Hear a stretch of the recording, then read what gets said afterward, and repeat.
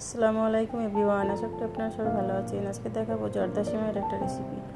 প্রথমে এর জন্য নিয়ে নিয়েছি আমি এই লাল সিমাইগুলো। এগুলো একটু অলরেডি ভাজা থাকে, তারপরেও সামান্য একটু ঘি দিয়ে আরও একটু হালকা করে নাড়াচাড়া করে ভেজে নিতে হয়। তারপর এর মধ্যে কাজু, কিশমিশ ও থেতো করা গরম মশলা ও তেজপাতা দিয়ে দিতে হবে। আর দিতে হবে পরিমাণ মতো চিনি ও সামান্য একটু লবণ। সব কিছু দিয়ে নাড়াচাড়া করে ফুটন্ত পানি আন্দাজ মতো এর মধ্যে দিয়ে দিতে হবে। দেওয়ার পরে একটু সেদ্ধ হয়ে আসলেই এর মধ্যে আবারও একটু ঘি অ্যাড করতে হবে।